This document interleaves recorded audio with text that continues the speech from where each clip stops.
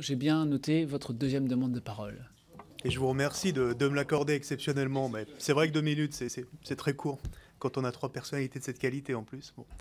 Je voulais revenir sur le rôle du Parlement, quelque part. Et Claude Onesta a eu raison de nous renvoyer un petit peu dans nos cordes tout à l'heure en disant que nous étions ici, le Parlement, ceux qui votaient les crédits budgétaires et aussi extra-budgétaires. Et je voulais un peu rebondir là-dessus sur la question du contrôle parlementaire par rapport à l'Agence nationale du sport, puisque je pense que au-delà de ce qui est inscrit dans le projet de loi, j'ai bien vu le contrôle économique et financier de l'État et le rapport public qui sera publié. Je pense qu'un contrôle étroit du Parlement est nécessaire et est indispensable, un petit peu comme on faisait pour le CNDS, c'est-à-dire qu'il y avait à la fois les 2 rapporteurs spéciaux, sénateurs et députés, et 2 rapporteurs pour avis qui étaient présents et qui assistaient aux réunions de conseil d'administration avec une voix consultative, bien évidemment, et ce qui permettait quand même de regarder comment les crédits étaient très concrètement fléchés et comment ils étaient ensuite exécutés.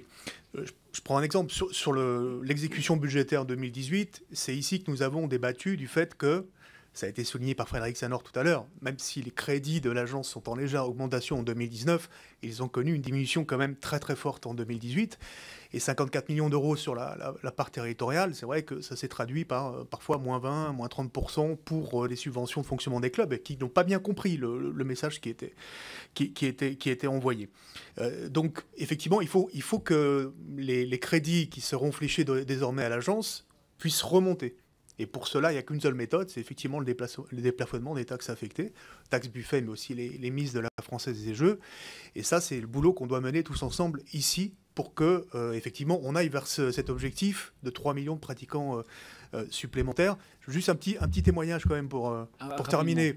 Sur la gestion, non, parce que ça c'est tout frais, sur la gestion expérimentale de la part territoriale par une trentaine de fédérations.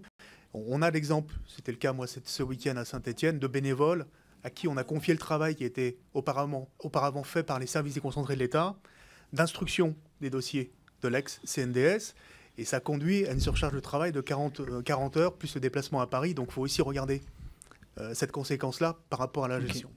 Merci. Messieurs,